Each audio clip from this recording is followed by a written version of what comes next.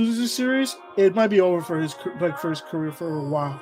His legacy might take a crazy hit because it's already been 2 years. He's embarrassingly lost. I mean, well, 2022, we'll give him an excuse. That was a great series against a great team. Norman Powell is the Austin Reeves of Bradley Beals in 2025. That's what. The Minnesota Timberwolves, the two things that they're really known for, they're 29th in assisted 3-pointers. They're also second in the league in unassisted 3-pointers. So really? They are a isolation pull-up team. They love pull-up threes.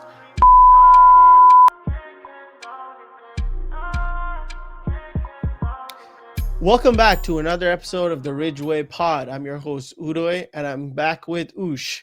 And in this episode, we'll be talking about the playoffs. The hottest part of the season is here, finally, barring the first seed and 8 seed matchups. But I think the amount of seedings that are already set, we have a lot to talk about, and we're here to give our predictions for those respective series. Thanks, comment, like, and subscribe if you enjoyed this video. If you hit that like button also to show that support. And yeah, I guess we'll be going into the Eastern Conference first, Ush, and let's start off with the number 2 Celtics versus the number 7 Magic. What an interesting game, by the way, yesterday. That might be that was a funny game because the Orlando Magic were up 20 and then they just randomly throw the lead away because they can't shoot the ball for shit. Which I think is the biggest thing going into this series, by the way. So there's two. So I have this written out. Let me pull this up. So there's a couple of big. Obviously, the big storyline is obviously Paolo versus Jason Tatum, Duke versus Duke. Tatum already came out and said, there's no friendships here. It's, wartime. You don't care. But the biggest storyline of this series is how healthy is Jaylen Brown? Because Jaylen Brown right now, he played the last 2 games of the season because he was trying to hit the 65 games. But basically they said he couldn't even do that. So he didn't even hit the 65 game threshold. And then obviously they have a week off right now, so let's see how good it's going to get. But based on all the reports, it's an injury that's just going to be there for the rest of the playoff run. So I wonder how much it's going to hamper him. We already saw in the end of the regular season when he did play, his mobility was brutal. But obviously, end of the regular season, we don't know how serious they're taking it. And obviously, he was trying to go for just minutes played. He wasn't really trying to go for stats or anything like that. So that's the biggest thing on the Celtics side. And the biggest thing on the Magic side, which I mentioned earlier, they're literally reincarnated 2004 NBA team playing in 2025. That's what they are. They don't shoot the ball well, but they are the best 3-point defending shooting team in the league. Funny enough, when all the 3 matchups they've had this year between Orlando and the Celtics have shot their least amount of threes in each one of the games. So that's something to look out for. But in totality, the biggest thing I'm looking forward to this series is just seeing how Paolo plays and how Franz plays in these playoff environments after a year of full seasons and now they have a little bit of playoff experience under their belt. And so that's the biggest thing I'm looking at, but I don't think this series is going to be close at all. So for me, no, that's pretty much a good gist of what this series is going to entail. For me, I obviously right off the boat, I don't think Boston is going to lose to the Orlando Magic. I think we have to give them that respect, and they are, arguably the best team when they're healthy too. So and they proved it last year. So they're reigning champs going into this series. The thing is, Boston also can. There's another thing to it. Boston can also play sometimes down to their opponents sometimes.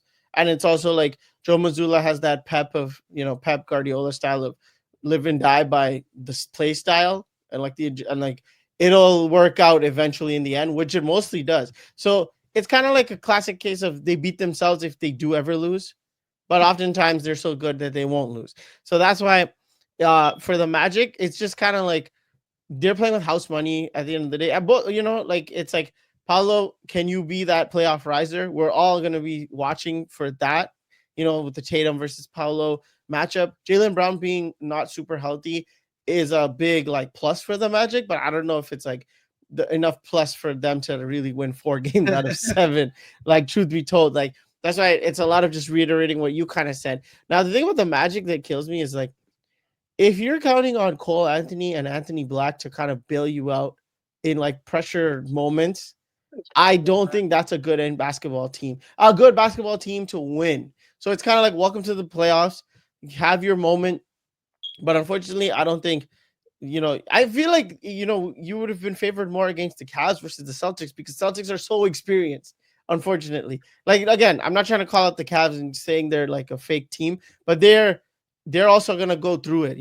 Hopefully the lights aren't too bright. That was a literal quote by Jared Allen. But anyways, so that's the thing. So that's the thing, right? So it's gonna be fun. I don't think Magic are slouch. I do think they win like a game or two, maybe like those home games that come around. But it's kind of like the Celtics are gonna be, I feel like, practicing their plays more, and like that's how the games are gonna be close, if any. So that's kind of my gist of that. Like, I'm excited to see Paolo. I'm excited to see Franz. How they do their thing. But at the end of the day, like I think you're gonna go into this off season, then they're gonna need to retool a little bit. And yeah, that's kind of like the gist with that The for only me. pushback I would give you on it's the house money part. I feel like it's fair to have expectations of Paulo in Mm-hmm. going into this playoff series. Like, Mm-hmm. last season we didn't really say anything like, it's first playoff run. It doesn't really matter, even though Yeah. they won the series. It's funny enough, Funny enough. but I Yeah. feel like this season it's like I'm really looking at he's already like inefficient. So like that's not like it's gonna be something crazy, like Yeah. a big plus, but I really want to see his shot diet and because how the Celtics are gonna play defense on them is they're gonna ignore everybody. That's literally what they're gonna do. They're gonna play, you know, they're gonna send traps. You know, Yeah. he's never gonna have a one on one. He's gonna have Drew Holiday, and then Tatum's gonna be on the helper. Maybe he's gonna be the helper. Porzingis is there. Cornette's there. Whoever's there. So Right. it's gonna be a lot of tough shots for him, and he loves taking tough shots, and but that gets him in a lot of trouble. Yeah. So that's something to watch out for. I think for my expectations for it, that's my expectations. Like I need to see like can you, like you said, rise in the playoffs? Let's just see how good can you get your game off? Like get a crazy series off, Yeah. but that also has impact to it too. Where it's also kind of like what you're saying is like if he can, it's like he's not bothered. He gets his numbers, and then yeah, the impact part comes into play. But it's like this Boston defense is a great test to be like, okay, Boston won 4-2, 4-3, whatever. But it's like, yo, that kid is crazy. Like you were scared of him. Like in the future, it's like we gotta watch out for Paulo Banchero, like to game plan him even better. So I see what you're saying there in the expectations part. The only thing I guess the house money part was for me was like because it's Boston, it's like reigning champs. It's a tough draw, I feel like. But hey, like surprise can happen. Like Boston, for Boston, it's like you guys have any hangover from last year? Who knows? Because regular season is like it's not because of just last year. They're just regular season is nothing for them anymore. Like Doesn't they're matter. championship or bust every single year from now on forward till the day Tatum retires and Bill Brown retires and Buzula does whatever. And So championship were bust for a minute though. Let's be real. yeah, so that's the thing, right? So and let's see. Like now, my thing is if Tatum wins another ring, where does he? Where what happens? And I'm talking Tatum because nobody clowns the Celtics. They always clown Tatum. Tatum. It's Yeah, always look, Tatum. if Tatum wins the ring, which this is like one of my hot takes is for Yeah, sure in this playoff coming up, is that I think Tatum's gonna have like a crazy playoff run, which he always does, by the way, but like an efficiently crazy playoff run, right. especially because like with the JB injury, it's literally like they're looking to him to be their main of everything now. Yeah, and it's an you know So what? As a fan, we kind of want to see it. mhm. Like, if they were to win and go all the way to the finals and he wins Finals MVP and he's averaging 28 a game, I'm allowed to say he's best in the world, all right? So that's all I'm gonna but say. yeah, especially like when you win the ring, you're de facto, right? Except it didn't happen last year, unfortunately, because it Yeah. wasn't as dominant. But it's like, yeah, And also exactly, Jokic is that LeBron shit where it yeah. doesn't matter. I'm still the Like, best player in the world if I see, win so or lose. we're in this post LeBron era, so exactly. But then Jokic kind of came and took it, like Yeah, of he that literally. title where it's like I'm undisputed. It doesn't matter what you do in the playoffs because I'm just awesome. It sucks because like Giannis should also have that title. Like both him Yeah, and Giannis should be like vying for one. one But A, one there's B clearly a favorite somewhere. Clearly a favorite with the media among every and fans too. To and be honest, fans too. Yeah, because honestly, fans can change the narrative, but nobody really narrates for Giannis. Well, that was like a nobody bar. says anything. That was a good bar. That was a good bar. But yeah, on the other side of this matchup, like whoever wins this will verse this next series that we're gonna about to talk about is the number 3 Knicks versus the number 6 Pistons. Detroit Let's basketball. go. Detroit basketball is back. Playoff basketball is back in Detroit, I should say. It's funny because I remember a couple episodes ago you were talking about the Knicks are like atrocious against winning record teams. They are And terrible. truth be told, I think this is gonna be one of those series where You think it's upset series? I think it's an upset series. Upset alert? It's like a hot take. It's like a hot take. But it's like, like I feel bad because it's like actually I don't feel bad. I don't have anything towards the Knicks. Like I don't have any like fandom towards them or hate towards them. But it just Cade looks like he figured out something this year. So that's the one aspect of it, right? It's the same thing we're talking about Paolo and like he's so good, but blah blah blah. But Cade's maturity just went even higher. But the Bickerstaff's culture that he's built is another thing. And they're young, but they're exciting too. And they have like solid veteran pieces here and there. Isaiah Stewart is not just a brute. I feel like he's also giving them minutes. Ashar Thompson is healthy going into this. So there's a lot of positives for them. And that's why I'm like, and the Knicks, like you said, like it shows when you can't beat teams that are thing. I think this year they lost 3 games against the Pistons. They're 1-3 against them. And the one game That's the only team I think they've beaten over 500. yeah, Like, but okay, granted, the one game the Knicks won against the Pistons, that was back in November. That was the first time they played this season. They won by like 16 points, and then the next 3 games were always like within the margin of 3 points or less. So it's kind of like close ass games. But in a way, to me, isn't it like Detroit kind of figured you out as much as thing? You know what I mean? And here's my other thing. If Jalen Brunson's healthy, obviously he's going to be great. He's a great playoff player too. the big thing. He's injured right now. That's another one. And the thing is OG and Mikal Bridges, like those 2 guys right there, are they going to step up? Because if Brunson is not going to be all 100%, because I feel like they didn't just bring those guys, especially Mikal, to like just play defense and shoot some threes. They kind of wanted you to be a third option scoring kind of machine for a player, but it's like I don't think Mikal has panned out as much as they hoped for all those picks, especially. So yeah, go on. You know what's crazy? So there's 2 key matchups, 2 key player matchups that I'm looking at. One is Karl Anthony Towns and how much does Isaiah Stewart get under his skin? Because Isaiah Stewart's gonna pick up techs. Just a mental battle. He's gonna get flagrants. He's gonna get booted out the game. Yep. He's gonna maybe try to punch somebody in the face and get suspended. He's gonna do that because that's what they have enabled him to do. Yeah. The Detroit Pistons are like, yo, this is your job. Also, he's a great rebounder, but that's basically his job. So I want to see how much Cat can, Cat has that, soft or whatever, identity narrative around him now, So I want to see that matchup. And the second matchup, this is the biggest one, okay? He's been getting all this hype this season. Everybody's been glazing the shit out of him. Malik Beasley sucks, bro. Okay? So we should not forget he has last year's playoffs, okay? How many games did he have 0 points? Or he has like 0 for 7 from 3 or something like that. Like it was some of the most embarrassing shit I've seen last year from him. He shot he had 8 points per game on 22 minutes played. Like he played awful, and technically he's the Pistons like second best player. He takes the second most amount of shots on the team, I think. 6th man of the year, and he also hit 300 threes this season. He broke, did all that.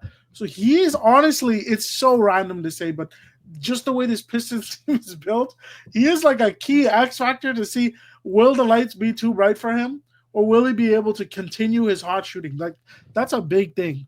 I feel like. That's actually a good take because it's like Cade, and like we talked about this, Cade is like, yo, these are the help you're getting, and it's like, so it's like, okay, so is like who's the best defender guarding Cade, but who's the second best? It's like the opposite of the Lakers where you have to Yeah, guard Reeves and Luca and LeBron. It's like, oh, Malik Beasley is my matchup. Like the second best defender on the Knicks is like, yeah. oh, okay, like what do you want me to do? Like, because is he like running around screens like Even Klay Tobias Thompson? Or, Harris is my matchup. yeah, it's like what? Like I might So cook him, bro. but that's the thing. So it could be like I'm saying could be it's an upset alert, but it's like, but that's why it's an upset because it's like it shouldn't be. But I think that if the Knicks play down to it, because I low-key think their locker room is also like it's funny because even Karl Anthony Towns, when yesterday we saw Jaren Jackson Jr. shit the bed. Like truthfully speaking, as someone who I gave credit to is like the chain is I tried to shoot him bail, bro. this year the chain is not fake. There's certain players we were talking Yeah, about, right? Karl Anthony Towns is another player. Like I kind of like Karl Anthony Towns, yeah, but for it's like sure. he's the offensive juggernaut. He's a smooth player to watch, this and that. But it's like, is a little? If somebody pokes you, are you gonna get easily rattled? Because you're gonna need to step up, right? Like with helping Brunson. So it's gonna be interesting. And we know Carl can be up and down. Like playoffs is a whole other animal. That's pretty much the point of this podcast. Is gonna end up sounding like where there's certain players where it's like when adversity comes, can you take it? And like Cat, you're gonna have to be, show that you're the thing. And Malik Beasley, on the other hand, has to show that lights are to break because we saw in the Lakers and we saw in the Bucks where you just had to catch and shoot, brother, and you failed. So Also the Pistons though, they are a team built of all of these guys. yeah, By the way, Tobias Harris, is he gonna be elite? Is lights he to gonna break. show up? Yeah, Is Malik Beasley gonna show up? Is Tim Hardaway Jr. gonna show up? And like the entire team is built on like playoff rejects that we have no idea who's gonna show up here. yeah, But on the other hand, OG Anunoby, I feel like he should have like a big series. Like I don't think he shouldn't have a big series here. All of his matchups are to his advantage, other than unless Cade's guarding him, and even then, like I still think like he should have an advantage there. And then you spoke about Cat. Cat, a career Cat. I wouldn't say he's a playoff like dropper, like one of the worst playoff droppers, but statistically, he drops 5 points per game in the playoffs. He drops 5 points in like 3-point efficiency. He's averages like 36, 35. He's usually like a 38, 39 guy, you know? Mhm. So all of his efficiencies and his numbers all drop in the playoffs, he's only been in the playoffs 4 years out of his like 8, I think. But, Mhm. it's something to look out for. A lot of these guys on New York too, Mikal Bridges, Cat, like there's That's the so many thing. players that like I feel like we're in this era of like people who want to be playoff floppers, like So there's a Yeah. lot of people who have to prove themselves in the playoffs this year, just like a lot of role players, especially. And then you go to like, so now Josh Hart has to give you 15. And now when if the Knicks have to get something like that Josh Hart's getting 50, you lost. because everyone's dropping, you are down by 10. If If Josh Josh Hart Hart, is your second leading scorer, you lost. It's yeah. over. So How that's the many thing. they- No, it's true though. Oh wait, we didn't do this for the last series. What's your pick? Like how many games? For the Celtics and the Magic? 4-1. Yeah, I don't yeah. know. I think I it's don't know how Celtics many in points. 5, I don't. and then I'm obviously giving them one game just because how bad I think JB's injury is. That's the only reason. right, which is saying a lot. And unless you have more to say about this series, I was gonna say, for me, because I'm picking the Pistons to set a little fun over there. I honestly think Pistons in 6, not even 7. Pistons in 6? Pistons in No, 6. no, no. I It's a can't little get that. delulu, I but think the Detroit Pistons have had a great season, great year, but I think it ends with their first round matchup. I don't think they'll lose this one. And honestly, the edge I'm gonna give to the Knicks is that how clutch Jalen Brunson is. Like that's true. he's just like infinitely clutch. Like he's always every clutch metric. He's right there with LeBron. Like you know what I mean? Like It's true. he's been the No, favorite he's all year to win clutch fabulous. for the year. He is that good. He is that clutch. Yeah, So unless I everyone haven't really drops. watched a lot of close games of Pistons, so I don't know. I can't tell you out of my like what I've seen eye test wise how bar for bar, clutch They're for clutch, how closing. can Cade go for with him. I've seen Cade do it a couple of times this season. I'm not saying he's not, but he's also first time in the playoffs. So Mm-hmm. I'm gonna give the edge to New York. I'm gonna say 6 games though. I'm gonna say 6 games New York. I just don't think that New York team is really that good, but I think they're better than the Pistons. So It makes sense. that's basically where I'm going with it. Yeah, no, for sure. That makes sense. That makes sense.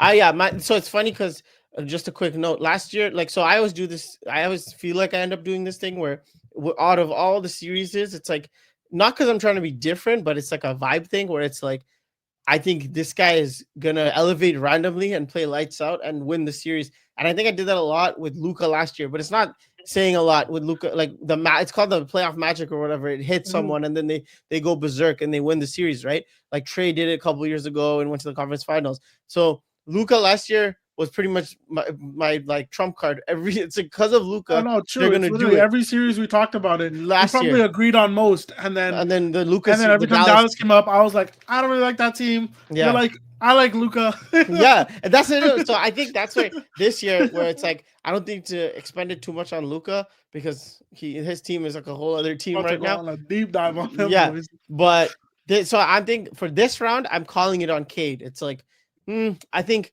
I'm gonna go against the mean because I feel he could do something special against the Knicks team. This Knicks team specifically, but that's kind of I guess my illogical logic. So, and then the next series we have is the number 4 Pacers versus the number 5 Bucks. Real smoke over here. This might be series of the conference, by the way. This might be series of the conference. Like fireworks, right? This is gonna be There's so much beef, so much smoke. For precedent's sake, I think the Bucks have a season series of 3-1 this year. Yeah, but so it's like but then the Pacers feel like a more complete team, and then there's Giannis Antetokounmpo on that side. Let me just say, it's for Giannis. We saw the tweets, and it's funny. I think everybody's saying it. They should add to LeBron's GOAT case because 2018 LeBron became a term. It's a thing. It's like now forever. We're gonna always reference 2018 LeBron. It's 2022 Benzema. Like go to the finals with nothing. Go do it. Show me. And like be an underdog every series. Average 40. Just the mini version of that is Luka last year, technically, because now that I described it. Yeah. But that was just a phenomenon. Like this, if you look at the 2018 Cavs, I don't think the Mavs team was that as bad as the Cavs. No, it's not. It's not. It's like shit. But it's basically like inshallah and player insert player LeBron and inshallah. There's gonna be a Giannis 20. That's how everyone's gearing up and hoping for it to go on. And I'm personally here to see it. Because I think Giannis deserves his flowers, like we were talking about like all year about him. But yeah, I'll let you start with your actual analysis of this series. I just wanted to set the storyline there. So, quick note here. I said last pod, I think I mentioned it. I said because at the time I think Pacers were either the 6th seed, and then like they won their games and then they went up to 5. I wanted the Pacers to stay at 6th seed because I didn't want this matchup. Like. Because I really had this like the Pacers are a scary team to play, man. Like especially in the playoffs. I don't know why they are. You know what it is? Their ball movement and their offensive rating. They always lead the league in offensive rating for some. They're just so good at offense. Yeah, and they are top the number one. They're the number 1 passing team in the league. They average the most passes in the league, and I think they're the number 1 in assisted 3-point shooting. Which is like literally like they don't. And you want to know a crazy stat about this the Pacers is when Halliburton scores more than 20 points, they're 25-3. You want Halliburton to like if Halliburton has a good scoring game, that means like the Pacers are knocking down from all cylinders because he can isolate like crazy. He's having isolate. He can remember his weirdo isolation thing he does because he looks like he dribbles like a 6th grader, but he's randomly open all the time. Yeah, he's great at that. It's true. The other thing I was gonna say is that Giannis this season. This is about the Bucks. One, the Bucks roster is so ass, bro. They're like generationally bad. They're not 2018 yet because Dame could come back. But they're almost that bad. Fingers crossed. But and KPJ randomly turned into demon. Like he's good, but like go to jail. Like yeah. No, but he's their Dame replacement. Yeah, he's like averaging 20 last 6 games. So he's going crazy. Giannis this season, against the Pacers, the 3-1, he's averaging 28, 12, and 7 on 65% shooting. Not true shooting, shooting. Like just Shooting. regular shooting. Yeah, He's you not don't need including to free add throws. anything up. You I don't add. never with Giannis, one thing you never need to do is add true shooting because guess Yeah. what? His percentage is going down when you add that. And you add divide by 3. He's Yeah. this season. Random side note: he has been classified as the league's worst shooter this season. Like a jump shooter, the worst 3-point shooter this season. 3-point shooter. Okay, like okay. Easily, right? Okay, but you know what's crazy about it is that when he steps inside the 3-point line, it's some Kevin Garnett shit I'm watching. Oh, it's the he steps video. Inside, he legit is a plus. Like his score, his shooting stats go plus 15. Like it's lit. He's just one step inside the 3-point line. Yeah. He can bang. He's like, oh shit, this guy, like, we cannot like be wary of him. If he's shooting that 3 though, it's the worst thing. And also he's like the league's worst free throw shooter once again.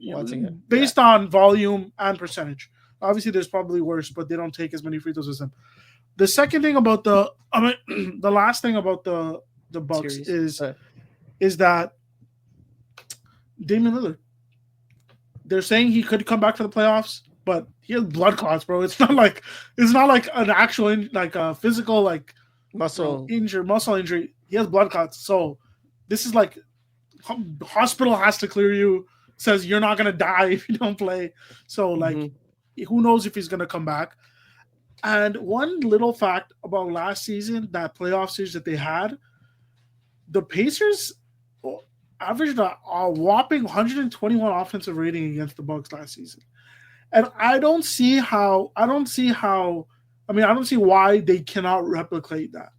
That's the scary part with the Pacers. The only thing I'll say is Siakam is dealing with injury right now, I think.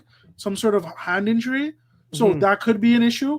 But with the way the Pacers play the same game all the time. Pass the ball a bunch, get up shots quick.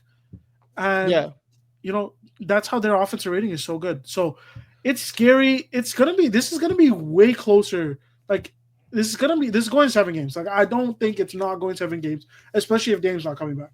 No, it's true. And so you said obviously a lot of important stuff there. For me, the Giannis thing is hilarious because he's pretty much Kevin Garnett. That's like that video just went viral again this week where like Garnett takes the 1 foot on the line every single time, but he's a demon from midi. They don't miss. Shout out Hall of Famer Kevin Garnett. But the thing about it also is Halliburton. Okay, so I always like to reference this, and I know I like beat the whatever the term is, but I always bring this up. Last year they got swept by the Celtics, but every game barring like game 2 was close. Like it was crazy how close it was, and it's like, oh, is Boston playing down to the Indiana Pacers? No, but Indiana does it to everyone. Everybody. Nobody. Okay, last year when the smoke started with the in-season tournament with the Bucks, nobody expected that to happen. Everyone thought Bucks are gonna. Everyone's mollywop them. Boston mollywop them, and yeah, they sweep them. But bro, the first game in the Celtics series, it was 5-point loss. Game 2 was insane. It was like 16. And then game 3 was a 3-point game, and then that game 4 was a 3-point loss. Like it was so marginal, and I'm telling you, if it wasn't for it was idiot clutch plays. I remember we talked about this. Like down the stretch, they beat themselves. They just shot themselves in the foot, and that's why I think it's like sometimes when you're NBA champion Boston, like someone like Boston, you get a lucky break a little bit. Like the other team beats you, and that's what shows your discipline and resilience and why you deserve to be a champion. But Indiana does this with almost everyone. They're dangerous, like firecracker against any team. And in this series, I'm pretty sure they're the favorite going into this. Like probably. Oh, really? Well, I don't know, but like I would assume so. But what is it? Actually, you look it up while I continue talking. But and the thing you said about Halliburton's like 28 and 3 or whatever when he scores more than 20 points, dude, he only scores like 19 a game, 18.6. So half the time, if you're like trying to bet on him, he's never you never go for 20. That's like a sweat. So because he's always passing the ball, this and that. He played 73 games this year, 18.6. Assists were down 9.2 in my opinion because he's a great passer in this league. But if he goes off in the playoffs and just starts shooting more and it starts working. Bucks defense isn't that good, and they haven't been for the last year or two. So they can definitely they could sway it. And Doc Rivers adjustments, like good luck, bro. Like, so that's the thing. Like that guy, I Oh, about started. the odds. Yeah, So go the on. Pacers are a minus 200 to win So the I series. I didn't even know that, but just felt like because of That's the crazy. completeness of the team, another year under their belt playing together. Sometimes Obi Toppin goes for like 19, 25 points. Um, Miles Turner I is love like that always roster, by there, the way. That and roster is amazing. Siakam is a number two. As a Robin, it's obviously injury. If he gets healthy, it's better. It's actually a really good look if Halliburton can keep pushing. You know what's crazy? Siakam. You know what this team reminds me so much of the Suns, of the Steve Nash Suns. Team Nash era, Like yeah, because like Steve Nash is obviously first option and playmaker and this that whatever. But the one taking the most shots was Amari Stoudemire, and then yeah. Sean Sean Marion, Marion, and what's his name? Anthony Richardson, was it? Barbosa, Leandro Quinton, Barbosa, Quinton, Richards. yeah. Yeah, So all of these Jason guys, left, like, so I think they takes like what, maybe 10, 12 shots a game, maybe 15, like Steve Nash, or when he needs to really go off. yeah, That this team reminds me of like Siakam. Again, he leads the league. He leads the team in field goal attempts, and yeah, then it's Miles Turner in field goals attempts, and then it's Halliburton, and then it's Nemhard, and then it's Obi Toppin, right? But the engine is Hallie. it's the way they play though. It's like it's literally the Suns back in the days because they're often the Suns. Guess what they are known for? The best offense in the league. The best offense in the league. Every year they're breaking the offensive rating record Yeah, for the time, and they're for the the best time, yeah. offense in the league. It's the same thing with this Pacer team. That's why they're so scary in the playoffs because everybody has been playing the same way the entire season. Yeah, Like you're not gonna see, nobody on their team is seeing a shot they never seen before. it's So true. they're so consistent where it's like, okay, I'm Nemhard, I'm Obi Topping. The corner three, the wide open corner three, I'm always seeing that. Yeah, Or the cuts, if Halliburton is making a play, running a pick and roll, Miles Turner, the back cuts, they know every little thing because they've been playing this way the entire season. It's the plus of having a point guard, having a superstar that doesn't need to shoot the ball. yeah, and So teams can't really force him off. Forcing Halliburton off the ball is like forcing Halliburton to get the ball out of Halliburton's hand. It lets the Pacers play 4-on-5. The Pacers play 4-on-5 all the time. right, And they're and also one of the best transition teams in the league. But yeah, but see that's the thing where it's like a team like this is very dangerous, but it's like you go your floor is always going to be really high. yeah, That's the thing. So that's why you're always going to be a danger, but you're kind of still a mid-tier team because your superstar isn't one of the like 5-4 best players. It's not a Tatum, Jokic, Giannis, LeBron, not Luka. even top 10. So Yeah, so that's the thing, and obviously as this series progresses and whoever moves on, that's what you're gonna end up seeing. So then that's why for me, and I just because you just want to see it, I think Bucks in 7, but it's like, yeah, but because I think Giannis, man, he's playing with some extra thing this year. Like it's like the last 100%. 2 or 3 years have been annoying. The last time he had an insane like a great win was that Celtics game where they go up 3-2. And then obviously Tatum has Game 6, 2022. Yeah, Tatum's great. but like game magnum 5, opus. but game Yeah, 5 where he shot without 45 and Chris and Middleton went was crazy. like Yeah. buns by that time. It was over. Well, It's like Chris Middleton and Drew Holiday suck no, ass. man. Yeah, I believe in you, Giannis. You Yeah. get So it done. my What's yours? prediction is this is a league that's run by superstars. Mhm. Superstars I always will root with the superstars. I always favor the superstar. And also, if Giannis loses this series, it might be over for his career for a while. His legacy might take a crazy hit because it's already been 2 years. He's embarrassingly lost. 2022. We'll give him an excuse. That was a great series against a great team, and he lost to the Celtics. 2023, what, he got swept first round by the Heat? Yeah, I Swept think first so, round by right? the Heat, by Jimmy Butler Heat. And then last year, he got 6 games against these Pacers. Yeah, and So that's where the Pacers were not like figured like who we are yet. They're the Pacers, vibing. the Pacers were the 3 seed the 6 seed that year. So last year. Yeah. So this Oh, is it wasn't a sweep. It was 4-1 with Miami, but still 4-1 with Miami. It was basically a sweep. It was the series where Jimmy Butler was hitting all the most craziest shots we've ever seen in our life. You know what Jimmy average stats? He like averaged 36 or something. 38. Yeah, Yeah, he was crazy, dude. 38, 6 and 5. And yeah, I just wanted for context, Giannis averaged 23, 11 and 5. So bad series. No, Yo. but But remember he got hurt. yeah. Remember he Yeah, got oh hurt in the yeah. middle of the series, right? Yeah. But yeah, so But it's anyways, back really to like this. do or die for Giannis here. You know what I And mean? you're saying Bucks Like in. yeah, 7. I'm Oh, saying Bucks in 7 yeah. also. Yeah. It's good if it's a 2018 run. If that's what everyone's predicting, Yeah. they're going 7 every series. And guess what? Who did LeBron and the Cavs verse in the first round? Pacers. With the up and coming little star with a solid team. You know? And they were the Shout out 4 seed. Oladipo. Shout out And they were the 4 Oladipo. and the Cavs were the 4 seed that year. What's going And who was on? the 1 seed? Who was the 1 seed? That year? Was it That was Celtics? the Raptors. It was the Raptors. Oh, damn. Wait, Oh, don't tell me the Cavs are the Raptors.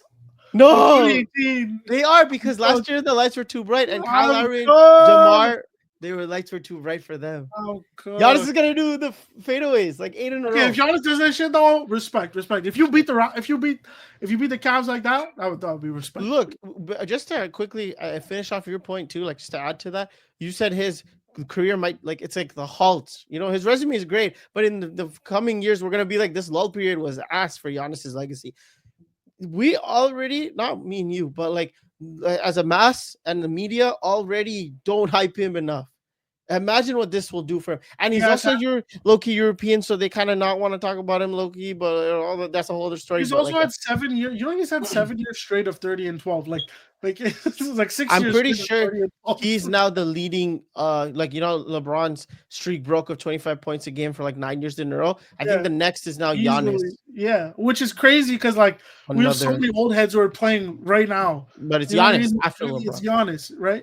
But you know, another so 2018 LeBron, another reason he's LeBron for the East this year. Okay, moving on to the other side, other conference. So we're obviously bypassing the Thunder and the 8th seed, just like we did in the other conference. We will start off with the number 2 Rockets versus the recently winning Warriors, who won last night against Memphis Grizzlies, and will now face the Houston Rockets, Ime Udoka's and Ulash's Houston Rockets. Okay, so JJJ and Zach Edey are going to hell, bro. You're like, how, bro? I'm so fucking tired of these guys, man. You let T-Rex arms do everything on that team, bro. Stop letting T-Rex arms do everything on that team, bro. Shout out to Desmond Bid, bro. Like that guy, he's hooping, bro. Hooping in the playoffs. He be hooping. His team be like, I don't play. Okay, so the Warriors and the Rockets, just like every year, verse like 20 times this season. Like I swear to God, like. Why do they? Okay, it's only 5, but I feel like it's like the list just went like gazillion times, bro. And I think the Rockets pretty much kicked their ass like every single time, barring like twice, and one of them includes Steph scoring 3 points. So the most recent game with which was 0 for 10. Yeah, he kept him to 0 for 10, which is nuts because you can't tell me Steph was not trying. And Jimmy, okay, so go on. A couple of things here with this series. It's very funny because it's very different styles of fighting here. So the Rockets this is the funniest stat I've read. The Rockets get more shots up than any other team in the league.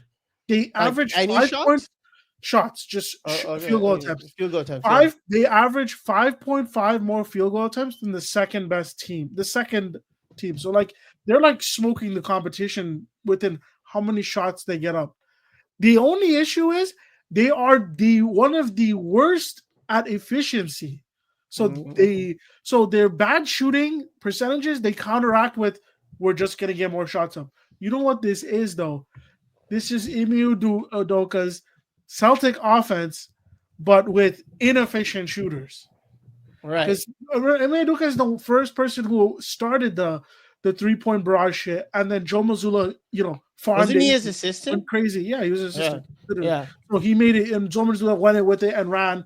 And Joe Mazzulla is also a defensive mastermind, and he did all the plays for that team. So, but this is the same type of offense.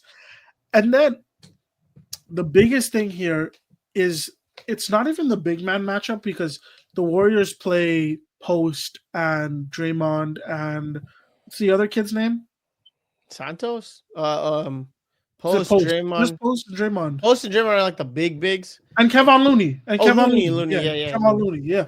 So those are Yeah, the big three centers, and obviously Sengun, Steven Adams. Steven Adams on that team, right? Steven Adams on the team. Steven Adams Sengun.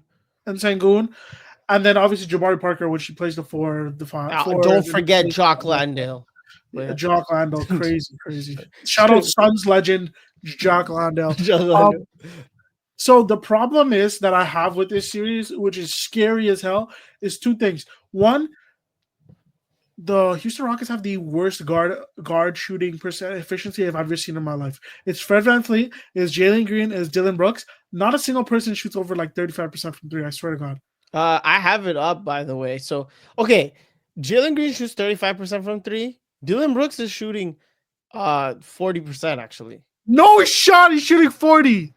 And 6 attempts a game. And then 39.7. Okay, I'll yeah. And then Freddie shoots 34.5% from three. But Ushra, you are not wrong. And I guess this is your whole thesis statement.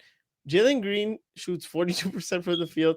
Fred VanVleet shoots 30. I'll give him 38% from the field. And Dylan Brooks is at a 43. Okay, how is Dylan Brooks the best shooter out of all of them? Out of all of them. And Jalen Green takes the most shots. But yeah, go on. It's crazy. Their guard inefficiency, and especially they play Amen Thompson. Amen Thompson can't play offense, bro. Like, you know what the Warriors are gonna do? They're gonna put Steph Curry on him, and Steph Curry is just gonna play passing lanes, and he's gonna average 2 steals a game, and then everyone's gonna start talking about how he's not a liability on defense, guys. He's not, but he is, because he gets benched constantly. We watched the last 2 games, by the way. So, and then on the Warriors end, obviously the biggest thing here is minute management. It's such a weird, this has been the weird like storyline for like 10 years with this team, but Steph Curry can't play like 40 minutes. It's impossible for him to play 40 minutes. He'd be breathing hard at the end of those games. I don't know if it's Steve Kerr. I don't know what's going on. Same thing with, they play like 10-man rotation. They don't like shorten their lineup for the playoffs. So they play this big rotation. They'll play post. They'll play, like all the players I'm naming, they'll play, but they won't play Kuminga because he's everyone but Kuminga. Yeah, everyone but Kuminga. Like, they'll play Moody's trash ass, but they won't play Kuminga. I don't get it. Yeah, facts. So this is such a, I don't know how to be honest, I don't know how to judge this series because one has playoff experience, one has Steph Curry, but they also suck ass. But they also have Jimmy Butler. And then the other one is the number 2 seed of the Western Conference, who's been outpacing everybody this season. That's what it is. Right. They've been just outrunning. They're like, we're younger, we're going to be faster, we're going to run the other court. They remind me a lot of, they're like a fusion of Pacers and Orlando, where they can't shoot, but they also get a lot of shots up. And they guard really, really well. Oh, yeah, they play. So, elite defense. If I were to start, first of all, this is how I see it. Ime Udoka, I think, is a great coach. Like, if he was available for the Lakers before when we all wanted Darvin Ham out, I would have been like, that'd been cool, because he doesn't need to coach LeBron, but he just needs to get into everyone else's head. Like, make sure AD stayed locked in. So great coach.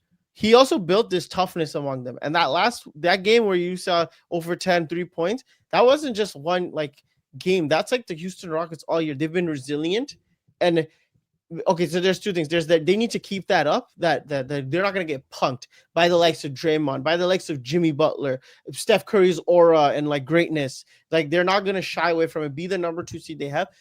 But also, this is a big series for Sengun. And that game, Sengun was fighting back. Like, when Draymond's stinging him, he's stinging him back and everything. And like, you play the game with Draymond, right? Like, either you ignore Draymond and you cook him, like, you just get your numbers. AD does. Yeah, do what AD does. It's just, I'm skillful. I don't need to deal with this. I'm better. Or just get down in the dumps with him and cook him. And Sengun, Alfred Sengun did that last game. If either or works, so I think you need to be the leader in that sense. I think he is the X factor. I don't think you're wrong at all. I think he is the X factor. He needs to have that big, especially with the number 1 thing. We literally were screaming about it when we watched the Clippers game the other day with the Clippers and Warriors. Zubac? You attack the paint, bro. Go on the Warriors. You attack the paint. And yesterday, bro. Paint. Do everything. Yeah, get to the paint, bro. They're gonna foul you, or you're gonna get free layups. Look, Because they cannot rim protect. They can't. 100%. And that's the thing. Look, if Jimmy's, don't let Jimmy's whistle like Oh my rattle God. you. Don't let Draymond's talking rattle you. Don't let Steph hitting threes, going through screens rattle you. And look, if Amen Thompson is not gonna have offensive explosions and this and that, guard him with your life. And you are a good defender, so like that's what you got to do. The thing is with the Warriors, like, one thing we like to say is Steph loves it playing against up and coming teams, low key. Like, he's the greatest player of all time sometimes when it comes down to versing Ja Morant year one in the playoffs, or year two. He likes big broing these guys, which is a cool thing. Jokic, you never won a series against an over 500 team. Well, you're not going to start today. Yeah. Oh, Luka is your first time in your Western Conference? Yeah, get him out of here. So that literally it's a mental thing, because Houston is still a solid team. You said it, Indiana, right? Like, it's a little reminiscent of that. They seem to have this brotherhood. Fred, take less shots. Please, bro. Please, like, bro. If you want a chance to win, I think bench him. I honestly think the Rockets can get it done, and I'm saying like Rockets in 5 or 6. Like, I'm not even saying 7. I think 5 or 6. If it goes to a game 7, the Rockets aren't winning it. I think they have to win it in 6. And I think they're better than this Kings when the Kings verse them. And I feel like we said this last season, by the way. We said that if that series went 7, they're not winning the game. Was that the Kings last year? The Kings and the Warriors. Or 2 years ago. 2 years ago. Yeah, I was supposed to get punched in the face or in the chest or whatever happened. They were stopped. I said, if they go 7, they're not winning the game. They're not. Because these teams are just, especially the Rockets this year, they're not good in the clutch. They're not a good clutch team. They're not a good closing team. They want to avoid that. You want to build a lead and keep your lead. That's what you want to do on this team. And it's not hard because Golden State will keep you in the game. Turnovers, free throws, they'll do it all. I will say Rockets in 5. You know why I also say that? And it sounds bold and hot, takey and all that. I don't believe in Golden State Warriors. I'm also saying they're losing the games. So the clutch stuff, all that stuff. Yeah, if they go 7, if we do a emergency podcast, yeah, I'm gonna say Warriors are winning to game 7. But before we get to game 7, the Rockets should win this, bro. I think the Warriors are fake, and I think they're not gonna go as far as people think. I think they can be got. That's all I'm gonna say. They can be got. The odds for this series. Yeah, man. The Warriors are favored right now to win the series. They're minus 190 though. So okay. So they're saying it's going 7 games, pretty much. But and I think Steph's legacy, Steph's whole aura thing is like playing a big factor here, and playoff Jimmy. It's like, okay, no, if we're truthers and we believe in what we say about these guys their whole career, I'm gonna just stick to my thing. I'm gonna just throw it in there. Screw it. What about you? I want the Rockets to win because I don't want to play the Warriors second round. I don't want to play them ever. Like, I'm so tired of that franchise. I need them like to fade off into non-existence, like legit. So I'll stick with you. I'll go with the Rockets with 6 as well. 6, yeah. Okay, 6 is a safe bet. I think 5 is because I got biased there. So, but I'll stay with 5. Okay, so that's kind of the gist of the Rockets and the Warriors series. It's gonna be fun. That's gonna be a fun one. There's gonna be so much drama, so much technical fouls. Dylan Brooks fighting. We didn't even talk about Dylan Brooks. Like when I didn't talk about Dylan Brooks when I was talking about Draymond doing all that. And it's not just Sengun. Dylan Brooks got your back, bro. So, and I don't think Sengun is gonna wilt away like Sabonis did. I just don't see it. Not this round, at least. Not in this round. But when Luka comes to town, yeah, he's cooked. Shit's fried, bro. And speaking of Luka Doncic, we got the number 3 Lakers versus. Wait, we're doing that series first, or you want to finish off with the? You want to finish? So the other Clippers. Okay, let's go number 4 or 5, where it's the Nuggets versus the Clippers, which I also think is going to be a war, because the same way I have my prediction of who's going to win at the end. I already have it, but I still want to give Jokic the credit of. I think we're gonna have 2 2018 LeBrons, because this is a little bit more like hell no, bro. Yeah, Jokic can hell no, because the rest of the West is really, really good. And Nuggets are really, really not good. 2018 LeBron, because he has Jamal Murray, MPJ, all there still. Okay, and Aaron Gordon. That the championship core that is still there. Well, so you paid them. You're saying, but are you saying they're a great team though? I don't know, bro. You have to pick. Okay, from last year. Remember, I told you last year in that Minnesota series, they have the worst bench I've ever seen in my life. Guess what? They doubled down and they have the worst bench I've ever seen in my life. But the biggest thing about this series, this team live by the Brody, die by the Brody. He has become their X factor on their team. It's literally it's not a good thing to have because he only gets paid $3.3 million a year. But with the Jamal Murray injuries, with the MPJ regressions, and especially in this series, low key, the person you're gonna put on Kawhi is gonna be Russ. Yeah. You're putting Russ on Kawhi, or you're putting Russ on Harden. You do not want you do not want Jamal Murray guarding Harden. Or I think Gordon will start on Kawhi, but then it's gonna start rotating. But I just don't think, because the reason why I feel like Gordon can't play on Kawhi this series is because Zubac might be a demonic entity. Oh, and you're saying where they usually have to let Zubac cook, but stop those guys. Jokic can't. Jokic is going to be a liability. You're saying Jokic is not going to be able to just handle Zubac on his own. So, and the way Zubac is playing right now, brother, he might cook. He might fry this series. He might average like 22 a game this series. I don't honestly. If this is my bold prediction of this series. I don't think this series is going to be close, bro. I think this is going to be a 5-game series. I think the Clippers are I think the Clippers are really, really good this season. They are the number one offense since Kawhi has been back. They've been the number one overall team since trade deadline. Yeah. The biggest thing about the Clippers, I'll say, is will Norm Powell be able to play in this series? Because basically it all depends on if if Jamal Murray is shooting the ball well. Because if Jamal Murray is shooting the ball well, then you kind of can facilitate Norm playing in the series. You know what I mean? If he's not shooting the ball well and you're playing Russ and, these teams, they're going to start hunting Norm. Like, Jokic is going to start looking for Norm. Yep. That means Chris Dunn. What's his name? Chris Dunn, right? Chris Dunn. Yep. Crazy defender, by the way. And DJJ are going to have huge roles in this series. They're gonna, because I don't think Norm's gonna be able to play as much as we think he could play. Even though because he's too small too. He is the sole reason why they are not the number one defense in the league. That's how bad he is. That's how bad he is. But so on defense, but his offensive output is one of one. So it's kind of hard. Balances it out. But it's like having AR, but like. AR legit can't play defense. Like, he cannot play. If he can't play defense, literally, That's literally what Norman Powell is. So Norman Powell is the Austin Reeves of Bradley Beals in 2025. That's what we're saying. What a poll! That's what we're saying. But no, okay. So for me, I'm gonna go back to. I think I have to give Jokic that respect. Like, at the end of the day, he holds the belt. He's like not undisputed as much because Shea and Giannis are crazy, but he's still like insane level. What's that Drake line? What's it called?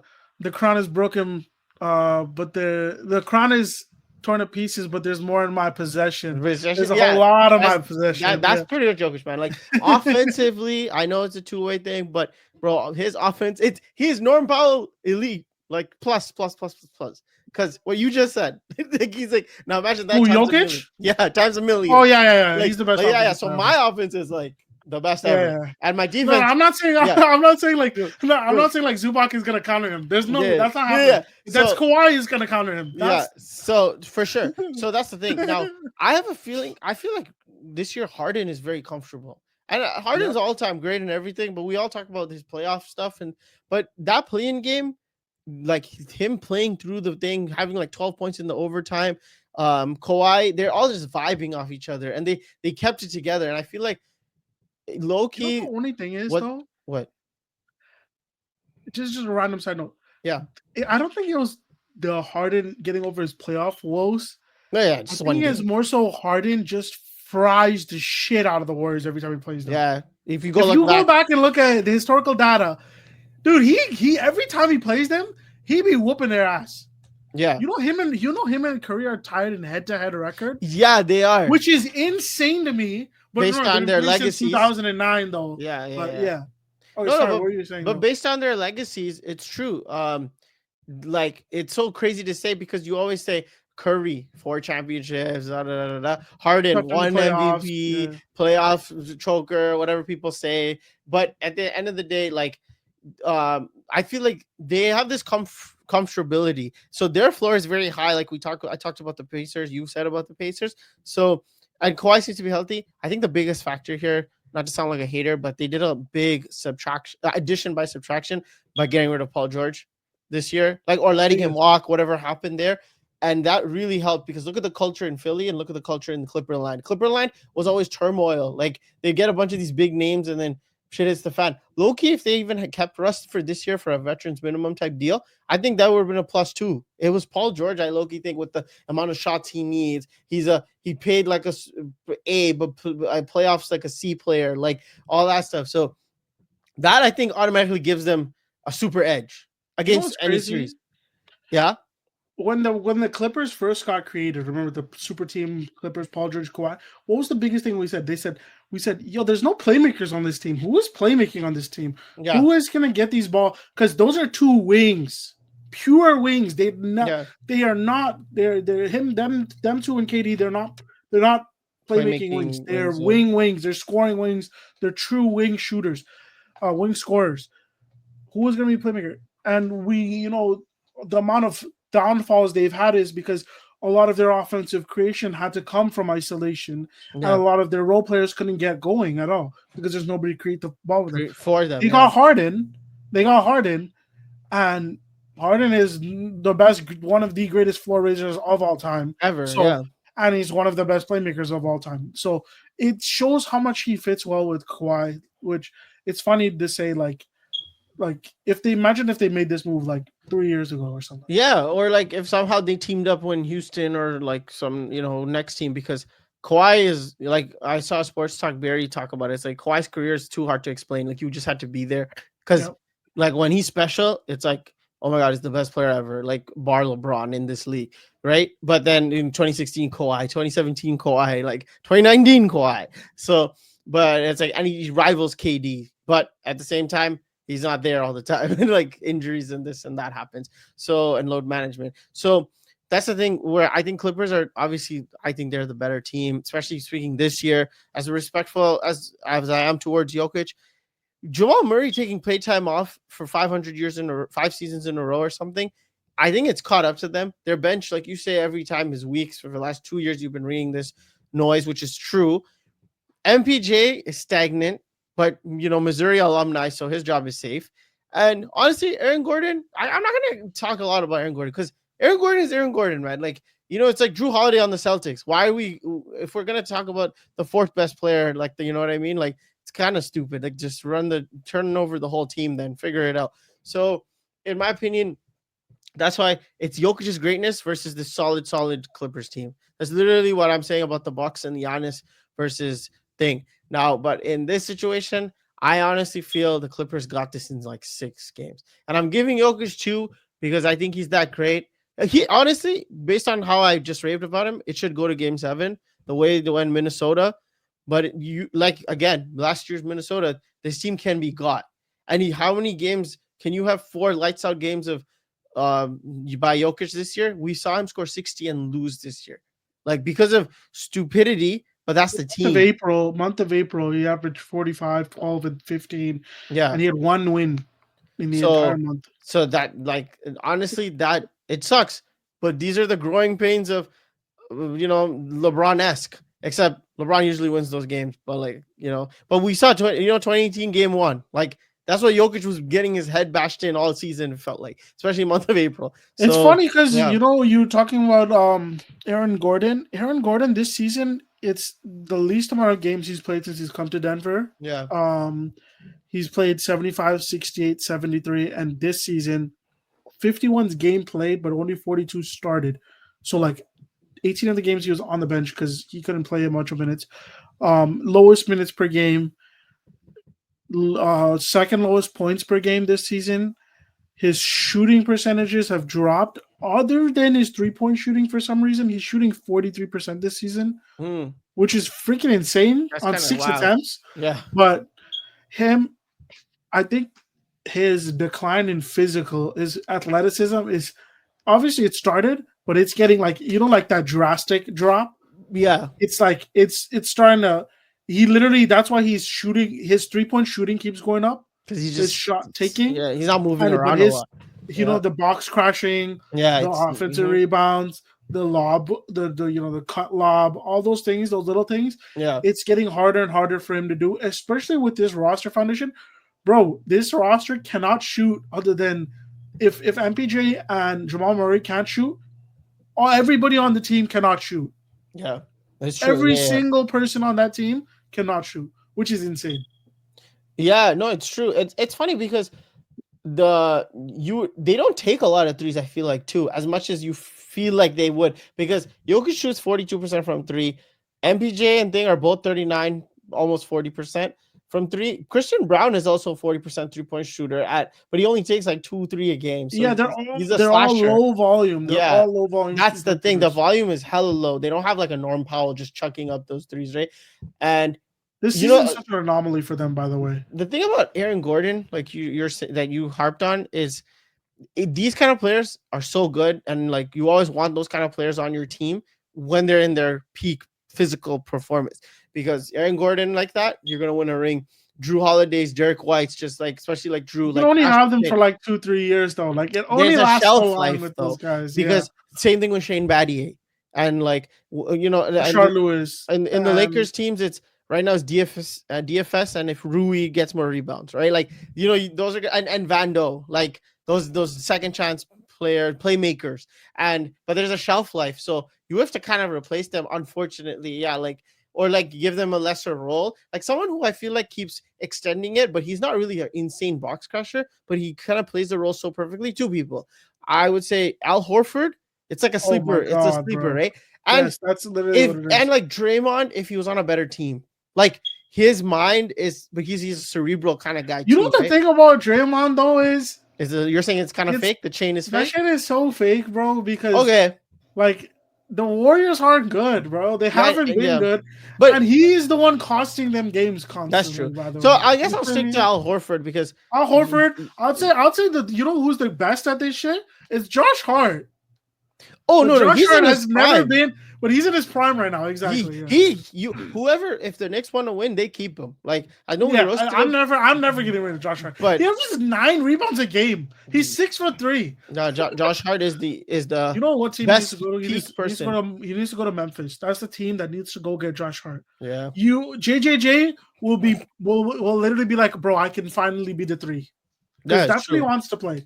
He doesn't want to play the 4. He doesn't want to play the 4. He doesn't. He's what Kevin Durant. He's if Kevin Durant failed to prove that he's a small forward. You know what I mean? Literally. He's like, no, tween Hezzy, I'm a small forward. All KD did was work on his footwork, and JJJ didn't want to work on his footwork. If you looked at least 10 of JJJ's drives last night, okay, so like 50% came from him shooting that 3 where he just leans in. Yeah. And the other one is he starts the drive at the 3-point line. He doesn't start at the post. He starts there. He goes spin. Somebody puts their hand in, so he's stuck now. It's a jump ball, or he's gonna. Or he does the. Comes out, or no, but you know what the worst thing about him is? He brings the ball so low. Yeah. And it's not the Harden shit where when Harden does it, he's trying to get the foul. Yeah. No, his one's like right here, but it's like low. Yeah. So the guy's just like, okay, thanks. Ball comes out. Yeah. So that's the thing. So for me, I like I said, Clippers in 6. I think so. But I wouldn't be surprised if Jokic, doesn't want to get out in round 1 because it's Nikola Jokic. Yeah. Yeah. The biggest X factor is Clippers are cursed. So, yeah, that's true. And as a Laker fan, I should have thought of that too. And you hope the curse keeps cursing, right? Like I have to say it, but low-key, we're trying to see Battle of LA this year. This year is the year. So actually, if we can beat the Nuggets in the conference finals, bring me that too, because the last 2 years is a get back. Wait, they're on that side. We wouldn't play the Thunder, right? We would not. Oh yeah. Never mind, bro. Bring the Nuggets. Thunder is sweeping everybody, bro. No. For my agenda, bring the Nuggets. It's back and we have Luka and their shit. It's a perfect storm. All right. Then we're moving on to the final series that we're going to talk about today is the Los Angeles Lakers versus the Minnesota Timberwolves, the hottest series because pretty much because it's the Lakers, low key. Lakers. So this one is gonna be fun because Luca, LeBron, Ant-Man, Spider-Man, Superman, Lakers, but yeah, like I guess I'll let you start with this one because there's so much To time. start off with, the biggest thing in this series, which will either make this a 5-game series for us or a 7-game series for us. We're winning it regardless, by the way, because Julius these Randle. guys are sorry. Is offensive rebounding. Offensive rebounding is the key to this, and it's not us getting offensive rebounds. The Lakers ranked 29th in giving up offensive rebounds. 29th, bro. Yeah. The Minnesota Timberwolves are the best pull-up shooting team in the league. The best, like by far. And Ant Edwards is 6th in pull-up efficiency, but he's also number 1 in pull-ups taken. Damn. So he's 6th in efficiency, but he's number 1 in the volume. So I think he's the best pull-up 3-point shooter in the league right now.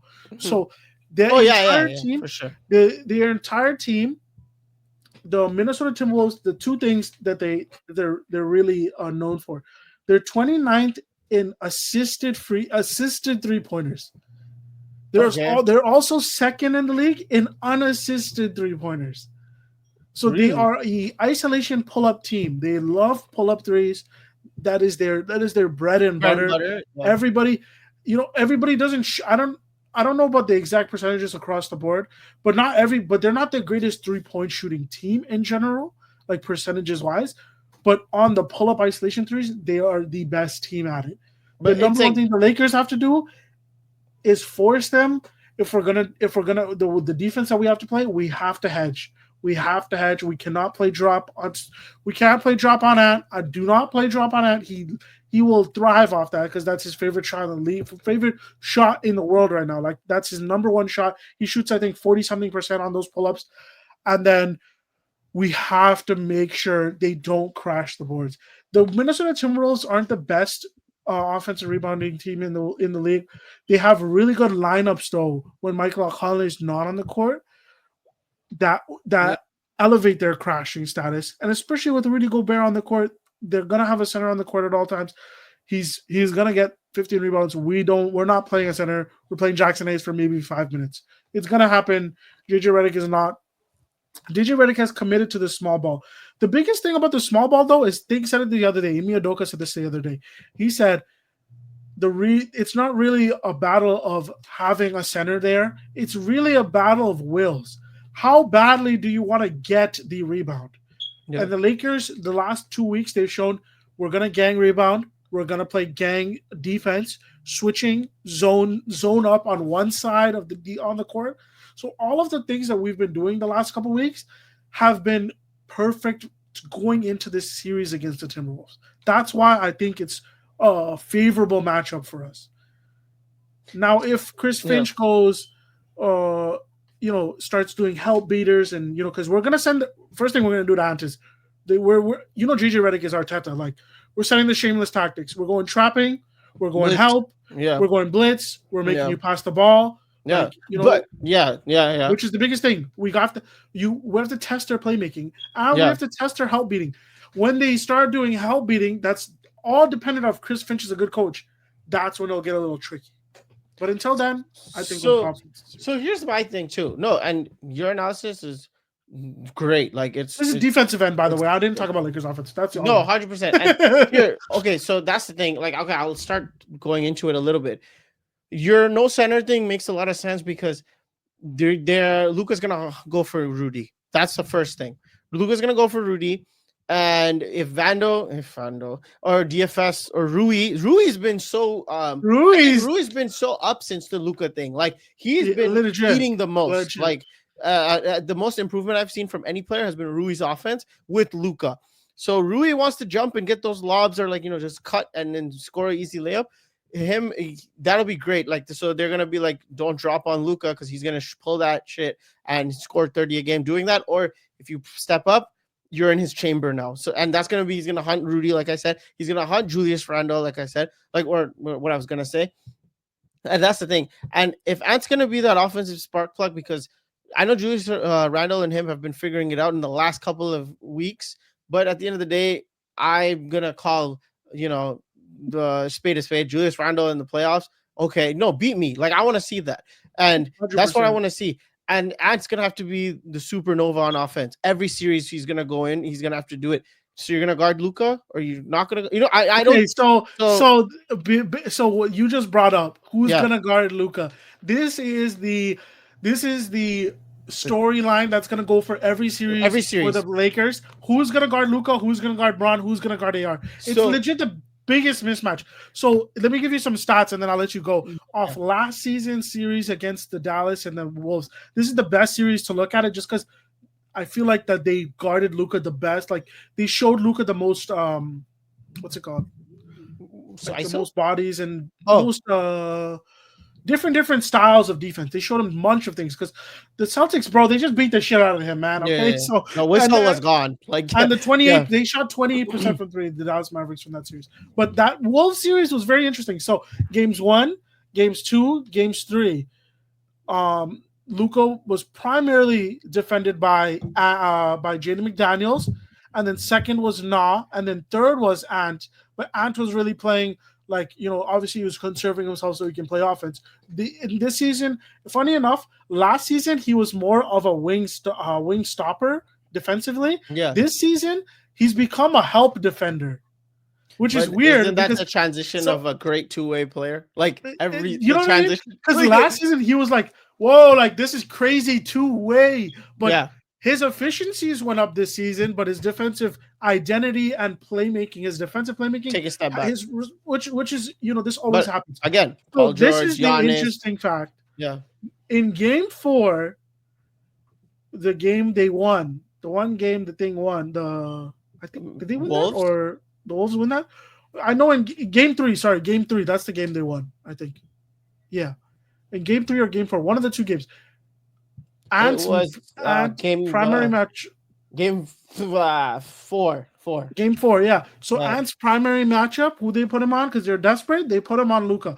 What happened in that game, by the way? How many fouls did he have? Go search it. Go search it up. Let's look. 5 fouls. Yes, and if you go 1, 2, 3 games, 1, 2, 3, 2, 1, 2. If you're gonna put somebody on Luka, you're gonna and that person picks up 2 quick fouls, the entire game is over. The entire game is over, bro. That's the thing. I'm telling you right now. And Luka is a master manipulator, just like the guy he's playing with, LeBron flipping James, and throw whatever. Okay, look, this is another thing of the whole playoffs, and it sounds like glazing, but it's true. You have LeBron and Luka. One person picks apart the defense and calls out everything. Like even if like when they're on defense and when they're on offense, it's GG's. So now you have both of them, and then I honestly think if Luka doesn't go crazy and like does this like a stamp of approval series, like this shit's mine, come on, because we're saying another thing with the way we said Steph loves the up and comers, Luka loves the who's my equal. Who'd you say was my equal? Like let's go, right? Did you see what JJ Redick said today? No one can guard him. He said, Luka thinks that like there's not a single person in the league that can guard him. Yeah, like, that's how confident he is right now. But my thing is this: if Luka chooses to chill and get 28 a game, not 34 a game, I think LeBron can exploit this defense. I genuinely think LeBron can have a masterclass series and then Luka take over for the rest of this playoffs because it's like also like the biggest question is if you put Naz Reid or if you put what's his name Jaden McDaniels. Jaden McDaniels is a good LeBron defender. I'll give him that. Yeah. If you put any of those other guys on him, they're either too slow or they're too small. Yeah. And LeBron's the number 2 option, like true number 2 option now, right? Like it's gonna be rough. The biggest thing about this though is LeBron is conserve so much energy this season, and he's gonna continue to conserve because he doesn't hold the ball anymore.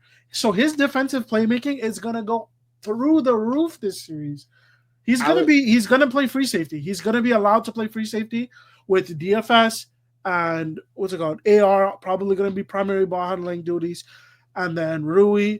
Yeah, Rui is the one I'm looking at on defense. Like, don't get yeah. exposed. Don't get Don't exposed, get please. exposed, bro. Luca and Luca as well, but Gabe, Luca's going to be yeah. playing short corner and he's going to be ignored. So it's Vando and Gabe really, are gonna I give think defensive Brown. I minutes. think I think Braun could have a big I defensive I series, I a think so. big Yeah, defensive yeah. series this series. It's gonna be like, and then yeah. So that's the thing. Also, so LeBron, Luca. What was I gonna say? Oh, that's the thing. So there's proven players here, and like I think they can just out chess them. That's the thing, and that's what it's gonna come down to at the end of this series. I feel like, and like you have Jackson Hayes is still gonna get spot minutes. Gabe Vincent's Yeah, still gonna get spot minutes. yeah. So it's just gonna be who's gonna outthink each other the most. And if Ant somehow decides to outthink Luca for whatever game and he goes nuclear, LeBron's there too. So it's kind of like, how are you gonna do this? Like, yeah, So the other yeah. thing, so I would say like the biggest key factors for the Lakers is limit offensive rebounding,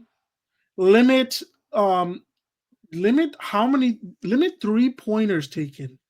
Like Yeah. literally limited. Force Ant into middies, man. Force them into middies. Show them, make them make tough shots. So that's why And you got to shade and you got to hedge. Never do. If you play drop one time, they're gonna bang it on you. That entire team is used to taking. They're good wide open shooters. So we can't. If we're gonna send help, we have to rotate on defense. It's really the defensive rebounding that is worrying me. That is the number one thing that's worrying me in this series is the fact of second chance points and turnovers and things of that nature when we start getting our foot off the gas and making dumb decisions on the defensive end, especially rebounding. That's when we can get caught up in ourselves. And the turnovers. last thing, we are 100. So this series, my prediction is 4-2 Lakers, but one of the games is a guaranteed loss, is because we're playing a 3:30 game for Game 4 of the playoffs. We're playing a 3:30 game. That's the one. LeBron legit will have 11 points that game. I promise you guys, because he will not be able to wake up for that. Yeah, it's true. Yeah, the old man's something. I was gonna also say though, like this is the first time in a while where we're not like the bottom seeds and then play Hey, I'm and confident. and LeBron gets a whole week off. Whole week off. Like that's crazy. Like that's like going to Germany. Like the drill, like LeBron going to Germany. No, and Luca's also not a bottom seed because Luca's usually carrying to a 6 seed and this that. I know he was third 1 year, I think, where he went to the conference finals the first time. But they're getting all this rest, all this like just vibes. They could just practice, run their plays. It's looking good for them. I think this is it's a great matchup. It's not like Minnesota's fake, so it's a good thing to test out your defensive principles and stuff. I think the biggest thing is going to be making be a playmaker like his hero Kevin Durant. Yep. If you do that, I'm honestly okay with Rudy Gobert shooting 15-20 times in this game. I want Julius Randle to take 43s, bro. I'm living with it. Yeah, like I want those guys to think because I don't want Anthony Edwards getting comfortable if I'm the Lakers. That's literally if we go off this season's totals, we played 4 games against them. He averages only 19 a game against us. These are 2 different versions of our teams, by the way. Yeah. In the most recent game, we sunned them bad. I just think it's so crazy. Like this is a compliment to Anthony Edwards that like shooting 40% from 3. It's honestly crazy. Taking 10 a game, and when we go to the Maestro, Steph Curry's 39.7, 40% from 3, shooting 11 a game. They're the same shooter basically, but except Steph, comes off his screens, this and that. No knock on he's the greatest shooter of all time. Ant is pulling up sometimes. He's not not running around. It's a different play style. So shout out to Ant for like this random ass. Let me ask you something. Yeah. Before we end this off, how much do you think our rotation shrinks? So I'm gonna name you off everybody who's playing right now, big minutes, right? So obviously LeBron, Rui, Austin, Luca, Dorian Finney-Smith, Gabe Vincent, Jordan Goodwin, Jared Vanderbilt, Dalton Connect, and Jackson Hayes. So obviously LeBron, Luca, AR, Rui, DFS, those 5 are definitely playing. So out of Jordan Goodwin, Jared Vanderbilt, Dalton Connect, and Jackson Hayes, how many of those do you think are getting actual minutes in the playoffs? I honestly, truthfully think there's 2 things here. I think Goodwin's getting minutes, and I think Hayes is going to get minutes because of necessity. Like, I know you're saying You don't Well, think no, Dalton? You don't think Dalton's gonna get minutes tonight? I don't think so I either. don't think Dalton's gonna get the minutes because there's already like other players in his Yeah, position, and that's showed more and it shows more grinded grittiness, and will get down there and try to mop it up. Whereas Dalton, he honestly, there's gonna be games where I hope JJ looks to him because we need a spark plug to just shoot some threes, and Dalton brings that energy, but I don't think Dalton's as consistent yet. It's a rookie thing, so I don't think Dalton is gonna get as much as I'm maybe really you're curious to know about the Gabe Vincent minutes. yeah, that's I'm so really Ridgeway. curious to know how Yeah. he's gonna stagger his minutes because I don't want to. JJ, if you're listening, I know you're not, but please, I'm begging you, don't run that bullshit Gabe Vincent DFS Luca lineup with Jordan Goodwin and no center. Like, please, that might be the worst lineup I've ever seen in my life. We always go down 10 whenever we're in the Always, lineup. yeah, that's a net negative. So yeah, that's true. Yeah, LeBron really averaged, but led the thing in points, rebounds, and assists once again this year in the regular season for the team. But yeah, Yeah, we back. so yeah, I mean, if you want a season series, it's as you can see by my name, Lakers in 5. No, I actually think it's Lakers in 6. To be honest, I I'm think literally only saying Lakers in 6 because they're losing game 4. That's yeah, and the I only think reason. and then there's gonna be another game, but like they get then again, like last year, Minnesota was like the way better team, and they won in 5. Like the Against Mavs, who? the Mavs, Oh and yeah, like you know what I like, mean. Like like nobody saw that coming. I just don't think this Minnesota team is as good as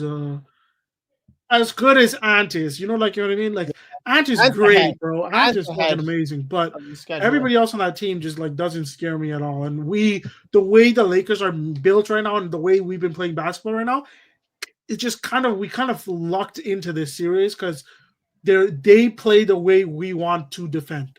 Is Yeah, pretty much. that's the thing. So that's all of our playoff series matchups. Obviously, we don't have the 1 and 8 seeds yet because the play-in is still going on. I think Friday is the final play-in because today's like the 9-10 seed games. Get your popcorn ready because that's the only thing you'll be enjoying, as everyone's saying, because you're not gonna enjoy the game. But so there's gonna be that, and then Friday is gonna be the final play-in for the 8 spot. By the time, so that's when this episode is probably coming out. So right before the playoffs begin, when by the time we have our next week's episode, we'll probably get to dive into like how games 1 to 3 went. So we'll start talking about the Thunder and the Cavs and their opponents, whether it's whatever out of the 3 teams. So tune in then for I will say about analysis. the Thunder because we didn't talk about any of the 1 seeds. Yeah, My predictions for those 2 teams: Cavs definitely winning their series. And then they play next round. They'll either be the Bucks or the Bucks or the Pacers. Pacers. We'll see then. OKC is going to the finals, guys. I'm telling you this right now. Write this down, jot it down, come Like back no to me, Laker yell at when you me. don't have a LeBron bias. You're Like, saying, you know what I mean? yeah, Like OKC is what I saw with the Celtics last year. They are insane. I literally have this written down. I can't show my screen here, but it's literally written down. Shea plays fourth quarters again. OKC championship or bust. It's quite literally written down right there. Shea there plays you fourth go. quarters again. Ushoy's We're our back. OKC expert, like he was our Celtics and like expert. Not even a fan. I want to say expert. Like he be watching. He knows the mean of the thing. Wait, time out. Based on the way you do these analysis, who do you think is winning the Champions League out of the 4 teams are rating? The Champions League, who's winning Yeah, the like Champions League? who's your Barcelona's winning the Champions guys League. best football? Barcelona's Yeah, clear it cut is. like the best team in the league. Like Yeah, even when you watch eye test, we could do a yeah, soccer pod right now for the yeah. next hour. But But yeah, you look at eye test and you look at statistically, every type of statistic you can pull up in football right now, they're the Barcelona is leading in it. yeah. They also have the 3 best players in the world right now. So So they have yeah, but they have anyways, Luca, yeah. Braun, and AR on their team as Who well. knows? Maybe we might get some Champions League action since we're in the semifinals now. So we'll have Yeah. soccer episodes potentially coming. So yeah, I hope you enjoyed, our first round predictions, our first round analysis. Leave a comment below on what you think each series, how they're gonna go, if there is any upsets. Which I feel like I've said like at least 2 more than I expected to say in the heat of the moment. Yeah, leave a comment, leave a like, please, if you like this video, and hit that subscribe button. And we appreciate the support. See you guys next time when the first round is pretty much almost done, I guess. So yeah, it's Ridgeway Pod signing out. Peace. Peace.